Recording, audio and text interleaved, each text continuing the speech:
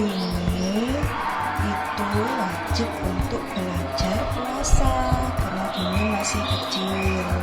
Tapi kalau Bunda itu wajib hukumnya untuk puasa Ramadan. Nah, untuk puasa itu gimana sih? Dan untuk siapa aja yang wajib puasa itu gini ya nak. Makna puasa.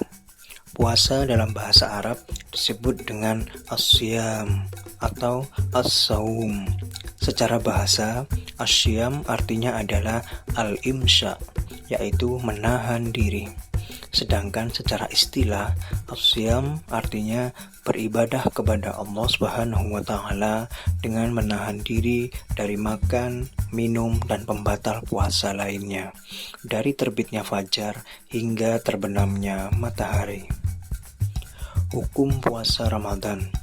Puasa Ramadan hukumnya wajib berdasarkan firman Allah Subhanahu wa taala yang artinya, wahai orang-orang yang beriman, diwajibkan atas kamu berpuasa, sebagaimana diwajibkan atas orang-orang sebelum kamu, agar kalian bertakwa. Quran Surat Al-Baqarah ayat 183. Keutamaan puasa. Yang pertama, puasa adalah ibadah yang tidak ada tandingannya. Rasulullah SAW bersabda kepada Abu Umamah Al-Bahili, yang artinya, hendaknya engkau berpuasa karena puasa itu ibadah yang tidak ada tandingannya. Hadis riwayat Ahmad An-Nasai, disahihkan Al-Albani dalam Sahih An-Nasai. Yang kedua, Allah Subhanahu wa taala menyandarkan puasa kepada dirinya. Allah Azza wa Jalla berfirman, setiap amalan manusia itu bagi dirinya kecuali puasa, karena puasa itu untukku dan aku yang akan membalas pahalanya. Hadis riwayat Bukhari, Muslim. Yang ketiga, puasa menggabungkan 3 jenis kesabaran. Sabar dalam melakukan ketaatan kepada Allah, sabar dalam menjauhi hal yang dilarang Allah, dan sabar terhadap takdir Allah atas rasa lapar dan kesulitan yang ia rasakan selama puasa. Yang keempat, puasa akan memberikan syafaat di hari kiamat. Puasa dan Al-Quran, keduanya akan memberi syafaat kelak di hari kiamat. Hadis riwayat Ahmad, Tabrani, Al-Hakim, Al-Haytsami mengatakan, semua perawinya dijadikan hujjah dalam Asy-Syahih. Yang kelima, orang yang berpuasa akan diganjar dengan ampunan dan pahala yang besar. Yang keenam, puasa adalah perisai dari api neraka. Rasulullah SAW bersabda, puasa adalah perisai. Hadis riwayat Bukhari, Muslim. Yang ketujuh, puasa adalah sebab masuk ke dalam surga. Rasulullah SAW bersabda, di surga ada 8 pintu. Di antaranya ada pintu yang dinamakan Ar-Rayyan. Tidak ada yang bisa memasukinya kecuali orang-orang yang berpuasa. Hadis riwayat Bukhari. Rentang waktu puasa. Puasa dimulai ketika sudah terbit fajar shadiq atau fajar yang kedua. Allah Subhanahu wa taala berfirman, maka sekarang campurilah mereka dan ikutilah apa yang telah ditetapkan Allah untukmu, dan makan minumlah hingga terang bagimu benang putih dari benang hitam, yaitu fajar. Quran Surat Al-Baqarah ayat 187. Yang dimaksud dengan khaytul abiyad di sini adalah fajar shadiq atau fajar kedua, karena berwarna putih dan melintang di ufuk seperti benang. Adapun fajar kadzib atau fajar pertama itu bentuknya seperti zanabus sirhan, ekor serigala. Nabi SAW bersabda, fajar itu ada 2. Pertama, fajar yang bentuknya seperti ekor serigala, maka ini tidak menghalalkan sholat subuh dan tidak mengharamkan makan. Kedua, fajar yang memanjang di ufuk, ia menghalalkan sholat subuh dan mengharamkan makan mulai puasa.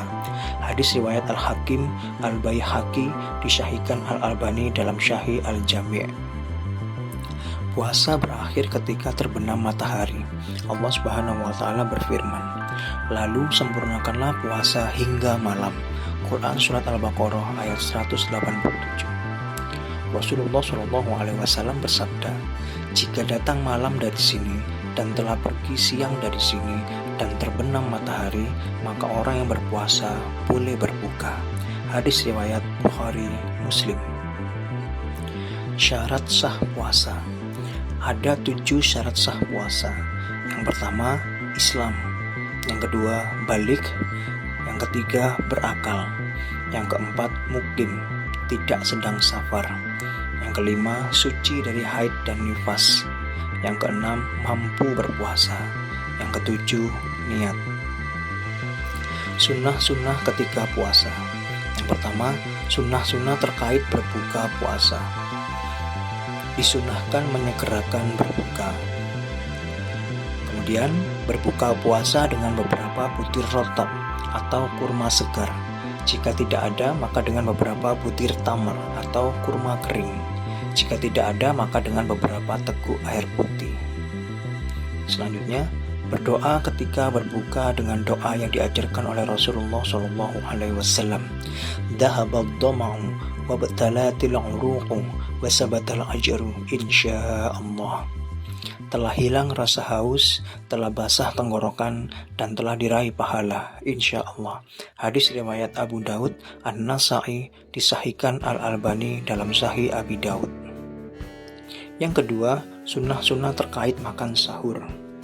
Di antaranya, makan sahur hukumnya sunnah muakkadah.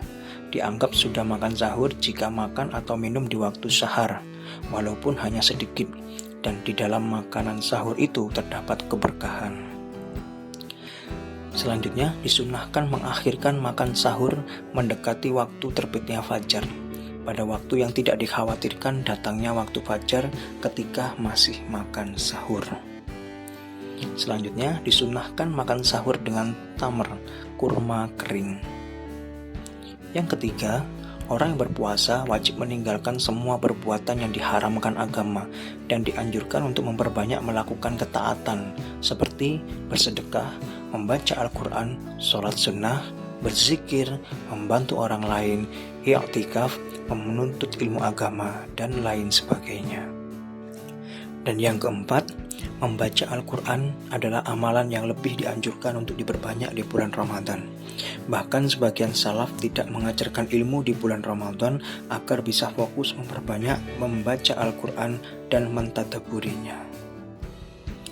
Orang-orang yang dibolehkan tidak berpuasa. Yang pertama, orang sakit yang bisa membahayakan dirinya jika berpuasa. Yang kedua, musafir. Yang ketiga, orang yang sudah tua renta. Yang keempat, wanita hamil dan menyusui. Dan yang kelima, orang yang memiliki sebab-sebab yang membolehkan tidak berpuasa. Di antaranya, 1. Orang yang pekerjaannya terasa berat. Yang kedua, orang yang sangat kelaparan dan kehausan sehingga bisa membuatnya binasa. Yang ketiga, orang yang dipaksa untuk membuka atau dimasukkan makanan dan minuman secara paksa ke mulutnya. Yang keempat, mujahid fi sabilillah yang sedang berperang di medan peperangan. Pembatal-pembatal puasa. Yang pertama, makan dan minum dengan sengaja. Yang kedua, keluar mani dengan sengaja. Yang ketiga, muntah dengan sengaja. Yang keempat, keluarnya darah haid dan nifas. Yang kelima, menjadi gila atau pingsan. Yang keenam, riddah atau murtad. Yang ketujuh, berniat untuk berbuka. Yang kedelapan, merokok. Yang kesembilan, jima atau bersenggama di tengah hari puasa. Yang kesepuluh, hijamah atau bekam. Diperselisihkan apakah dapat membatalkan puasa atau tidak. Yang ke-11, masalah donor darah merupakan turunan dari masalah bekam. Maka, donor darah tidak membatalkan puasa dengan mentahrij pendapat jumhur ulama dan bisa membatalkan puasa dengan mentahrij pendapat Hanabilah. Dan yang ke-12, inhaler. dan sejenisnya berupa aroma yang dimasukkan melalui hidung. Diperselisihkan apakah dapat membatalkan puasa atau tidak. Pendapat jumhur ulama, ia dapat membatalkan puasa, sedangkan sebagian ulama Syafi'iyah dan Malikiyah mengatakan tidak membatalkan. Pendapat kedua ini juga dikuatkan oleh Ibnu Taimiyah, yang bukan merupakan pembatal puasa sehingga dibolehkan melakukannya. Yang pertama, mengakhirkan mandi hingga terbit fajar. Bagi orang yang junub atau wanita yang sudah bersih dari haid dan nifas, puasanya tetap sah. Yang kedua, berkumur-kumur dan istinsa, menghirup air ke hidung. Yang ketiga, mandi di tengah hari puasa atau mendinginkan diri dengan air. Yang keempat, mencicipi makanan ketika ada kebutuhan selama tidak masuk ke kerongkongan. Yang kelima, bercumbu dan mencium istri bagi orang yang mampu mengendalikan birahinya. Yang keenam, memakai parfum dan wangi-wangian. Yang ketujuh, menggunakan siwak atau sikat gigi. Yang kedelapan, menggunakan celak. Yang kesembilan, menggunakan tetes mata. Yang kesepuluh, menggunakan tetes telinga. Dan yang ke-11, makan dan minum 5 menit sebelum terbit fajar yang ditandai dengan azan subuh, yang biasanya disebut dengan waktu imsak, karena batas awal rentang waktu puasa adalah ketika terbit fajar yang ditandai dengan azan subuh. Yang dimakruhkan ketika puasa. Yang pertama, terlalu dalam dan berlebihan dalam berkumur-kumur dan istinsa atau menghirup air ke hidung. Yang kedua, puasa wisal, yaitu menyambung puasa selama 2 hari tanpa diselingi makan atau minum sama sekali. Yang ketiga, mencicipi makanan tanpa ada kebutuhan, walaupun tidak masuk ke kerongkongan. Yang keempat, bercumbu dan mencium istri bagi orang yang tidak mampu mengendalikan birahinya. Yang kelima, bermalas-malasan dan terlalu banyak tidur tanpa ada kebutuhan. Dan yang keenam, berlebihan dan menghabiskan waktu dalam perkara mubah yang tidak bermanfaat. Ayo cepat, semangat puasa, mumpung masih awal Ramadan. Jangan lupa tarawih dan tadarus. Wassalamualaikum warahmatullahi wabarakatuh.